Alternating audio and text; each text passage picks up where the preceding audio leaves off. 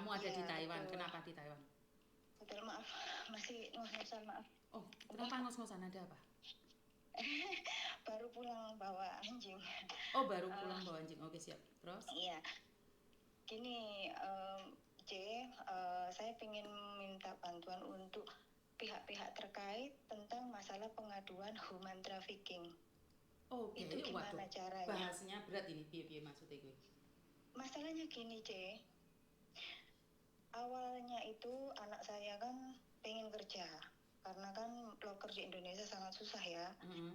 Saya ingin anak saya kerja. Terus waktu itu udah dokumennya semua komplit, C. Saya masukkan ke salah satu PT di Malang. Dan itu mau karena laki-laki, jadi mungkin agak sulit ya. Karena saya mikirnya gini, waktu itu mau saya bawa ke Taiwan, saya pikir kok biayanya terlalu mahal, C. Saya nggak kuat gitu kan. Saya bekerja sendirian.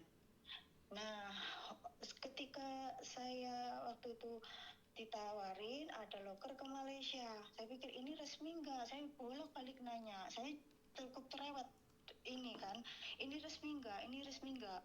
Oh, ini resmi Bu, ini resmi. Nah, pihak itunya bilang resmi, padahal waktu itu saya udah masukkan dokumennya, udah bikin paspor, semuanya komplit. Itu mau ke Brunei, nunggu jobnya terlalu lama, jadinya ada yang nawarin untuk ke Malaysia. Nah, sampai sini, C. Lalu ini anak mau nggak kamu ke sana? Terus membayar ini orang 7.000. Saya bilang ini gimana, resmi nggak? Resmi. Saya tanya lagi, resmi nggak? Resmi. Terus nanti ini masalah ARC atau apa permit ya, kalau bilang permit atau masalah itu siapa? Ini taukenya langsung yang mau tanggung jawab ke ini anak. Terus saya oke gitu ya, iya. Loh kok nggak ada ininya, dokumennya dikembalikan. Untuk dokumennya semua dikembalikan, J. Saya semua bawa sama dokumennya, karena dokumennya itu hanya saya sama anak saya di situ. Saya nggak nyebutkan ini runutannya dulu ya, saya ceritakan ya. Saya nggak berani, itu saya membutuhkan dari tadi. Saya pikir saya sedang membutuhkan hubungan orang-orang, tapi saya mau meminta bantuan ke siapa ini masalah ini gitu. Saya bingung, J. Masalahnya masuknya ke arah ke human trafficking sindikat itu loh, C, masalahnya gitu loh. Makanya saya mau ini, karena ini ada penampungnya, ada oknumnya, ada penyalurnya, ada pemakainya, makanya saya mau berani mau melaporkan hal ini gitu loh. Anak saya sendiri udah kabur. Karena nggak kuat dengan tekanan dari si taukeknya, itu udah 2 bulan udah selesai. Nah, setelah itu anak saya berangkat. Kok cepat sekali, saya bilang. Nah, terus berangkat, terus di sana dia taukenya itu bilang berhutang 2.000 ringgit. Loh, kok udah 2.000 ringgit, ini bagaimana sistemnya? Saya masih bertanya-tanya tuh. Nah, itu mungkin saya pikir itu untuk permit, ya kan? Saya pikir ini buat permit mungkin, saya pikir gitu. Nah, setelah kemarin anak saya selama 2 bulan itu saya lihat aduan anak saya, yang kepala bocor, yang kakinya bengkak, yang dimaki-maki, pokoknya banyak hal yang di situ. Dia cerita semua, ini begini Bu, ini di sini begini. Wah, ini masuk ke ini nih.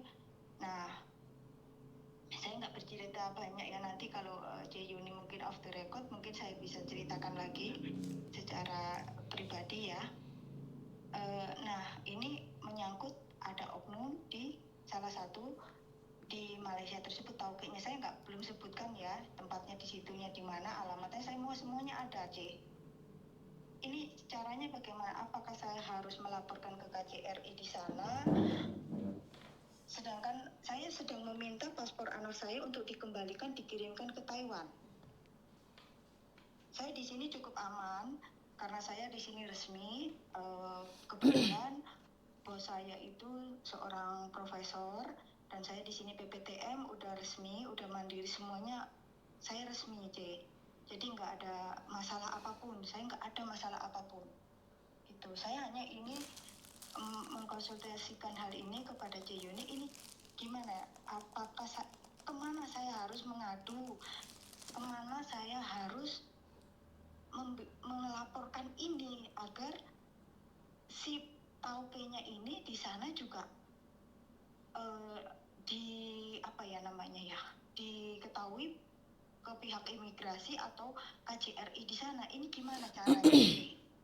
Satu, kan kamu bilang lewat PT, kenapa tidak mau melaporkan PT-nya? Kenapa harus fokus pada yang Malaysia? Bukan, masalahnya ini yang ngaku itu, yang bawa itu ngakunya bukan PT-nya. PT-nya udah keluar, yang ke Brunei nggak jadi itu loh, C. Lah kamu kenalnya sama Toke ini dari mana? Ini dari temanku yang di sini. Yang di sini itu temanku ini. Loh, itu dari yang di Indonesia itu yang nyari orang, C. Namanya nggak bisa disebut. Seseorang ini nyari orang gitu loh, C.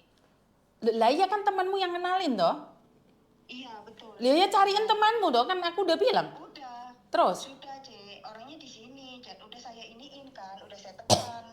Saya udah tekan, C.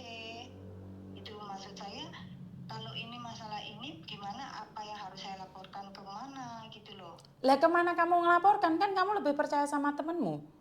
Kan saya sudah mengingatkan bahwa di luar negeri itu bukan tanya ini benar atau palsu, benar atau palsu. Untuk menanyakan itu harus kamu ke Devsnaker. Bukan tanya sama orang ini benar atau asli, palsu atau asli. Karena mereka penipu itu semuanya ngakunya asli, Mbak. Nggak ada yang namanya penipu itu ngaku, oh saya palsu, saya penipu. Nggak ada. Jadi kamu nanya apakah kamu penipu? Ya jelas ngakunya enggak dong. Bener nggak sih? Secara logika nih, sampean di Taiwan resmi. Kan nggak mungkin kamu nanya kamu resmi atau enggak. Harusnya kan kamu tanyanya ke Disnaker apakah benar. Nah sekarang kamu mau melaporkan, ujung tombaknya kan pada temenmu. Tanya pada temenmu itu, kan kamu percaya sama temenmu toh? Iya, karena dia mendapatkan info tersebut dari si orang ini. Saya nggak peduli, intinya adalah kamu dapat info pertama dari siapa? Dari teman saya yang ini, yang dia juga membantu banyak pemberangkatan calling visa gitu loh, C.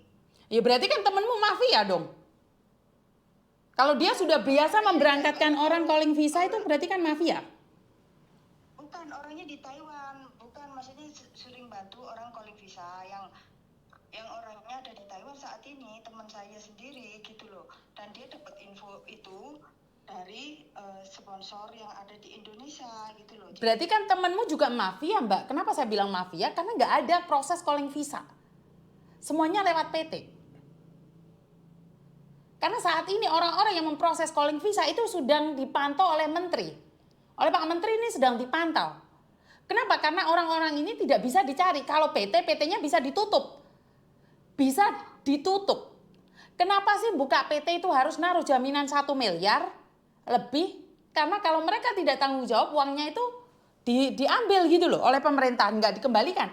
Sementara calo-calo seperti yang kamu katakan temenmu itu, dia kan main belakang, main cantik. Bener nggak? Iya, yang saya maksud ini kalau misalkan kayak gini nih, yang saya minta itu, adakah info di mana saya harus melakukan pelaporan ini? Apakah ke pihak KJRI yang di Malaysia sana? Karena saya juga sedang berada di Taiwan, anak saya di Malaysia. Jadi kemana saya Pertama yang harus kamu mintai pertanggungjawaban adalah temenmu, Mbak. Temenmu tadi itu loh. Kan dia tuh awal mulanya kamu kenal di Malaysia itu, setelah runtutannya kamu pegang, baru saya bisa membantu kamu melaporkannya pada pemerintah Indonesia ataupun pemerintah yang ada di Malaysia sana. Lah kan runtutannya aja sepotol. Potolnya dari mana? Dari temenmu itu. Kenapa temenmu tidak kamu telepon sekalian?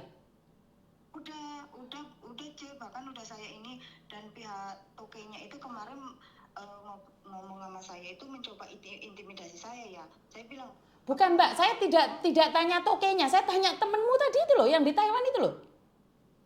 saya udah ini dia juga menghubungi itu, yang pihak yang mencari orang itu nggak mau nerima telepon. Ya artinya kan temenmu juga bersekongkol dengan mereka. Bener gak? Karena kita pegang itu yang pertama dulu. Lah kalau yang pertama aja bulet, bagaimana saya bisa melaporkan ke atasan? Kenapa kamu percaya sama temenmu? Itu kenal lama tetanggamu.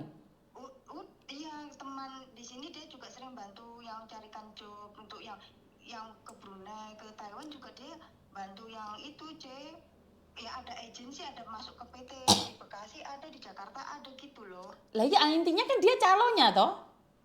Iya. Kejar dia. Kejar dia. Laporkan dia. Dengan bukti-bukti yang ada. Kenapa? Karena kamu memproseskan anakmu berdasarkan dia. Benar atau salah? Betul. Ayo. Sekarang kalaupun saya melaporkannya pada pemerintah, alur ceritanya kan temanmu yang tahu. Berarti kan temanmu ini sudah biasa menjual orang. Sekarang yang intimidasi itu bukan tokenya, temanmu itu harusnya bertanggung jawab.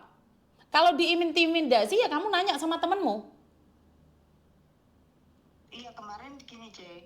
Saya sempat marah ya sama tokenya itu. Kok tokenya sih bukan sama temanmu tadi? Tokenya kemarin kami gabungan telepon gabungan gitu loh, C, antara temanku itu sama si tokenya ini. Dan yang orang yang sponsornya yang di Indonesia itu nggak mau diangkat teleponnya. Oh, berarti di Taiwan itu ada calo-calo yang mainnya masukin ke Malaysia, masukin ke Brunei. Wah, ini nikmat sekali calonya, cepat kaya ini. Kayak ke Brunei itu sulit toh, C. Wong saya aja waktu itu masuk PT Malang resmi, waktu itu juga udah resmi, semuanya juga resmi. Intinya kan tetap calo toh Mbak, bukan kamu datang ke PT langsung.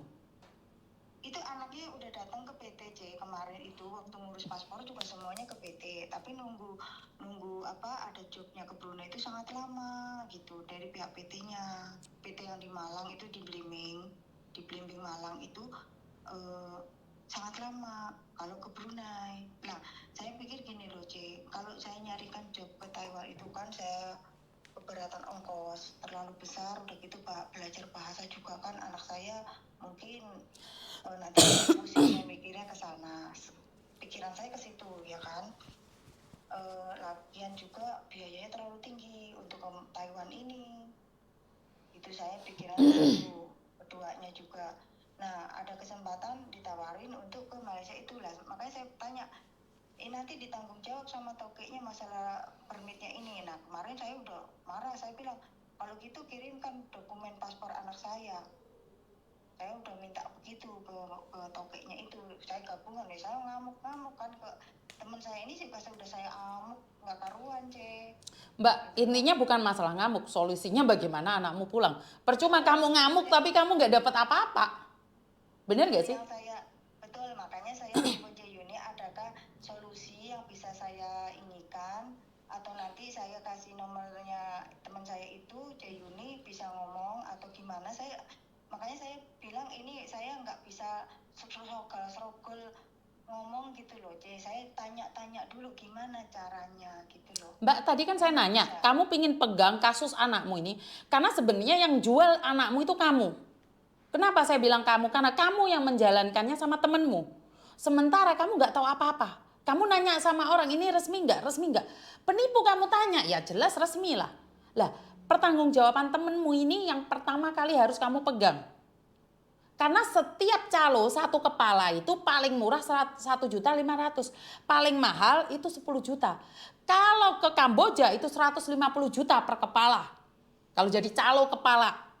Nah, pertanyaannya, kamu kenal sama temenmu itu sebagai apa dan di mana? Pernah ketemu, rumahnya tahu nggak? Di sini saya ketemu tiap bulan libur pun ketemu, C. Ya berarti kamu cari dia, tombaknya ada di dia. Jadi yang harus ngeluarin anakmu itu dia. Bukan kamu ngobrol sama tokenya. Gak ada gunanya. Makanya saya bilang gini, saya minta info gimana caranya, apakah saya mendorong ini orang yang memberangkatkan anak saya ini, sedangkan yang sponsor yang di Indonesia itu dia nggak bisa dihubungin gitu loh. Jadi sedangkan dia kan juga menghubungin orang buat minta ini gitu loh, minta omongan dia bagaimana nih gitu loh. Ya intinya adalah kamu sebagai ibu telah menjerumuskan anakmu pada tempat yang salah. Dan kamu percaya omongan teman. Bagaimana cara mencarinya? Ya kamu minta pertanggungjawaban dari temanmu yang sudah menjerumuskanmu. PT nggak bisa dicari, wajar Mbak, udah dapat uang. Mereka nggak akan gitu lagi. Calo di Indonesia itu kalau udah dapat uang hilang Mbak, ganti nomor. Bener nggak sih? Sudah lewat PT walaupun lama kan sudah prosesnya bener-bener. Kamu suruh dia keluar, kamu suruh orang ikut orang. Bukan saya nyuruh, anaknya ini nggak sabar gitu loh. Lah ini satu lagi, kalau kamu bilang anaknya nggak sabar ya konsekuensinya sekarang dijeduk-jedukin sama bosnya, sama tokenya. Emang kerja gampang, langsung bisa terbang, itu konsekuensinya orang buru-buru Mbak. Saya bilang ke anak saya ini ke Brunei nunggu job, saya juga lagi ya PT-nya kan juga yang namanya PT kan nggak mungkin langsung itu, saya tahu saya juga akan proses ke Taiwan kan maksudnya saya sabar dulu gitu kan, saya udah bilang sabar dulu. Nah, lalu ada info itu ada yang ke Malaysia butuh orang di restoran si A ini gitu. Lah iya, itu konsekuensinya anak-anak yang tidak mau proses, isonya protes, akhirnya dipindes sama orang. Solusinya buat anak-anak yang gak mau proses ya itu Mbak, biar mereka merasakan bahwa di luar negeri itu gak enak. Nah sekarang pertanyaannya adalah satu, kamu itu mau memproses melaporkan TPPO atau lebih memilih menyelamatkan anakmu supaya pulang? Itu aja pertanyaan saya. Saya sih ingin itu paspor anak saya dikembalikan, dikirimkan ke alamat sini gitu loh C. Anaknya ada di mana sekarang? Ada di Malaysia. Saya Paspor dikirimkan ke Taiwan? Iya, saya nggak gini C. Saya nggak berani meminta bantuan salah satu teman di Malaysia, takutnya nanti ini tokeknya mencari sasaran orang-orang sana. Di sana teman saya di Malaysia, saya nggak berani. Makanya saya minta itu paspor anak saya dikirimkan ke Taiwan sini gitu maksud saya. Lah kok bisa dikirim di Taiwan Mbak? Maksud saya untuk menyelamatkan dokumen anak saya dulu gitu loh C. Kok saya nggak pernah dengar menyelamatkan orang paspornya dikirim ke negara lain? Masalahnya kalau ditahan sama tokeknya ini C, saya takutnya nanti malah nggak bisa diambil. Anak saya nanti di mana? Saya yakin anak saya pasti suatu saat menghubungi saya gitu loh C. Jadi saya bisa mengirimkan kembali ke alamat yang mungkin nanti saya ketahui ini anak di mana. Pasti saya yakin ini anak menghubungi saya gitu loh C. Maksudnya nanti akan saya bawa pulang gitu loh. Terus siapa yang disuruh ngirim paspornya ke Taiwan Mbak? Tokeknya tersebut C. Kemarin udah ngomong sama saya kalau kamu mau apa ini paspor anakmu. Saya bilang ya saya mau kembalikan itu paspornya ke saya. Saya nggak berani minta bantuan orang di Malaysia, saya nggak berani. Masalahnya kan ini orang takutnya nanti berbuat yang aneh-aneh kepada orang lain yang ada di Malaysia. Lah saya nggak percaya ke sananya gitu. Jadi maksud saya mau minta paketin ke Taiwan gitu maksud saya. Lah paspornya dikirim ke Taiwan, terus anakmu nggak punya dokumen, tangkap polisi apa? Kamu terbang dari Taiwan langsung ke Malaysia gitu? Bukan, nanti mungkin saya bisa kirimkan dokumen anak saya ke salah satu orang yang ada yang saya percaya di Malaysia. Saya nggak bisa langsung si tokeknya ini ngasih ke orang yang saya percaya tersebut gitu loh C. Saya yakin anak saya bisa saya temukan, bisa kontak saya. Mungkin sekarang sedang sembunyi gitu loh. Maksud saya ke situ, apakah solusinya seperti itu kah? Ya kalau kamu nanya sekarang kamu nanya pendapat saya gitu ya? Betul. Oke. Kamu menanyakan pendapat saya kalau paspor itu dikirim ke sana apakah ide yang bagus atau tidak? Seperti itu kan? Betul. Oke. Tidak. Itu bukan ide yang bagus. Itu bukan ide yang bagus. Kenapa? Paspor harus dipegang anakmu. Jika tidak bisa dipegang, biarkan dipegang tokeknya, biar dia lapor ke KJRI. Bisa dikasih surat perjalanan sementara untuk pulang Indonesia. Jika kamu ingin menyelamatkan anakmu. Bukan itu masalahnya, C. Justru tokeknya ini pemainnya juga. Masalahnya udah banyak anak Indonesia yang di situ ternyata yang memang diperlakukan seperti itu. Ya emang kayak gitu, Mbak. Emang kayak gitu. Kerja dengan janji di restoran, kerja janji di enak-enak, memang kayak gitu. Nyampe di sana memang disiksa karena nggak ada pekerjaan enak. Kalau ada pekerjaan enak nggak mungkin dikasih orang Indonesia. Di Malaysia itu banyak orang. Di Malaysia itu banyak orang, ngapain dikasihkan ke orang Indonesia? Karena mereka sukanya nyiksa. Mereka menganggap kita itu pekerja rodi. Dibayar murah, kerja nonstop. Kalau salah dijentus-jentusin kepalanya. Jadi intinya adalah Itu adalah konsekuensi saat kita melangkah ke luar negeri. Solusinya cuma satu. Anak itu suruh ke Malaysia, ke KBRI, kabur ke sana. Kalau memang dia disiksa dengan segala buktinya, suruh buat surat sementara perjalanan, kamu kirim uang, sudah pulang itu anak, selesai masalahnya. Karena kamu kan bukan masalah di keuangannya. Kamu khawatir tentang keselamatan anakmu. Ngapain paspor dikirim ke sana ke sini? Itu saran saya. Oh gitu ya. Ya kalau kamu punya uang, kamu ambil anakmu pulangkan. Bukan kamu punya uang, kamu ambil paspornya, nanti kirim sana, kirim sini, kan susah. Langsung lapor ke KBRI. Kamu kan bisa kirim uang untuk perjalanan dia ke KBRI. Benar nggak? Masalahnya saya bukan itu, Dek. Masalahnya saya belum ada kontak sama ini anak gitu loh. Saya nunggu kontak ini anak, otomatis saya mau gimana dulu gitu loh. Itu anak kabur, sudah lari. Iya, sudah lari dari situ bareng-bareng semua temennya. Karena udah nggak tahan sama itu bosnya. Nggak cuma sendirian, banyak, Cek. Dan itu sering gitu loh. Makanya saya bilang, saya yakin ya anak nunggu kontak saya, pasti ngontak saya. Makanya saya bilang ini saya kemarin sempat gabungan, saya ya sama teman saya ini ya saya otomatis marah ya, saya bilang kamu harus tanggung jawab, saya bilang. Makanya saya bilang minta solusi gimana ya ngomongnya. Oke, intinya adalah anakmu sekarang kabur karena saya tidak tahu. Saya kira tadi kamu eker-ekeran paspor itu karena masih bekerja di situ. Bukan, makanya saya bilang anak saya ini beserta teman-temannya itu udah puluhan orang yang di situ tuh seperti itu, C. Lah sudah puluhan orang di situ kenapa bisa bertahan 2 bulan? Anak saya sebenarnya di ama togenya itu sebenarnya udah di ini lah, maksudnya saya dikasih tahu sama si yang teman saya ini, maka suruh tahan dulu deh, kerja dulu gimana. Nah karena teman-temannya semua juga udah nggak tahan, anak saya juga jadi ikut nggak tahan, karena dia sama temennya yang 2 orang itu mencoba bertahan. Siapa tahu ini nanti setelah potongan habis dia mau pulang gitu loh, saya dipulangkan gitu loh istilahnya. Ternyata tokenya itu ngomongnya beda lagi gitu loh. Intinya anakmu nggak kuat proses gitu aja lah intinya. Bener nggak? Nggak kuat kerjanya di situ gitu loh. Lah iya, nggak kuat proses untuk bekerja kan. Di Indonesia nggak kuat proses PT, sekarang di Malaysia nggak kuat proses kerja. Bener nggak sih? Betul. Oke. Karena dalam tekanan yang gimana ya, saya bilang ya namanya banyak orang, saya nggak tahu situasinya seperti apa, mungkin berbeda dengan saya ya gitu loh. Masalahnya di situ, C. Nah, makanya saya bilang saya yakin anak ini suatu saat kontak saya. Kan saya bilang ke C, kalau ini anak udah nggak ada di tempat situ, makanya kemarin tokenya itu telepon saya.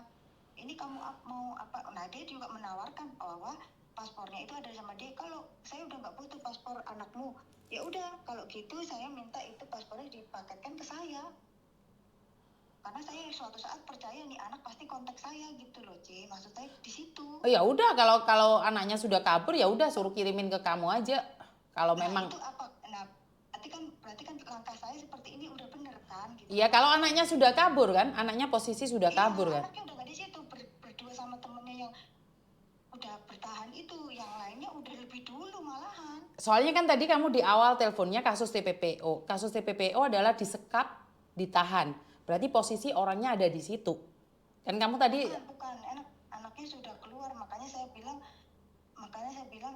ya saya yakin sebagai ibu kan, saya yakin anak pasti suatu saat menghubungin saya. karena disekap di tempat itu pun bisa menghubungi ibu suatu saat gitu loh. Makanya saya kan bingung. Oh, bukan udah ganti nomor, udah nggak bisa dihubungin. Udah ini mungkin sedang Intinya anak itu kabur gitu loh dari majikan gitu, bener nggak?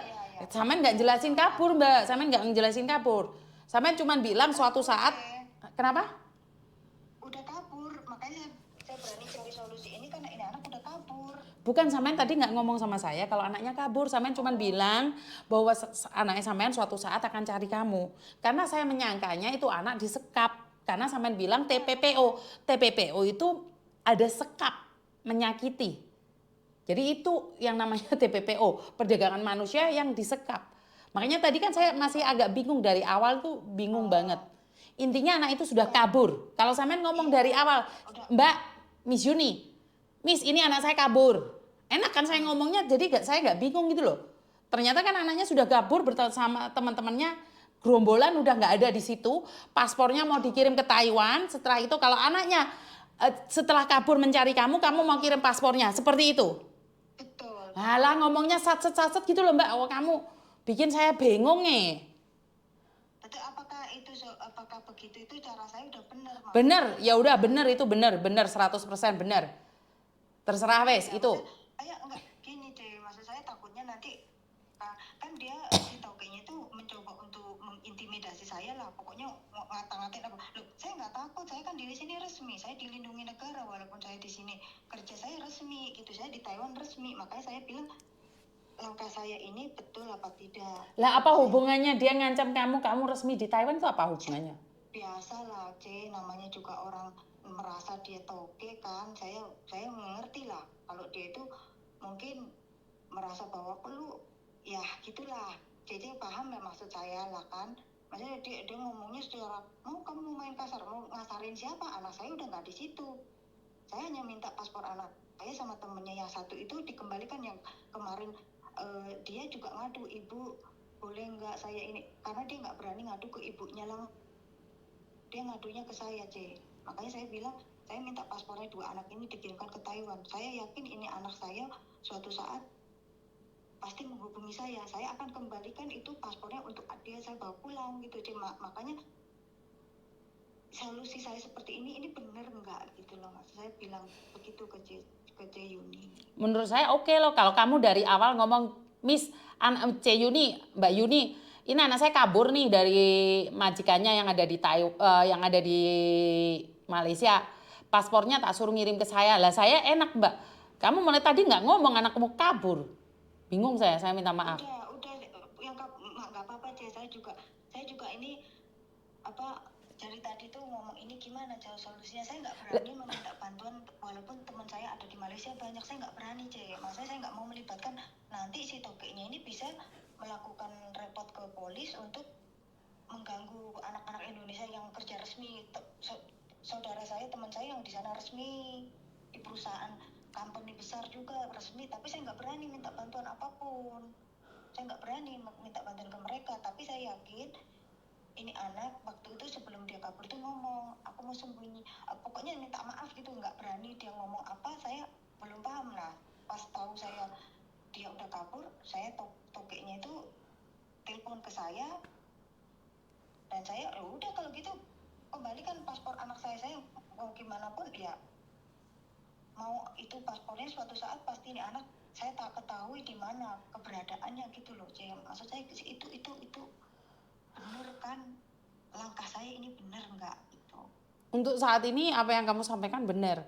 Cuman tadi kan kamu bilang mau melaporkan ke KBRI atau apapun, karena saya tadi masih tetap mengira bahwa anak itu disekap ada di situ kan, kamu tadi sampai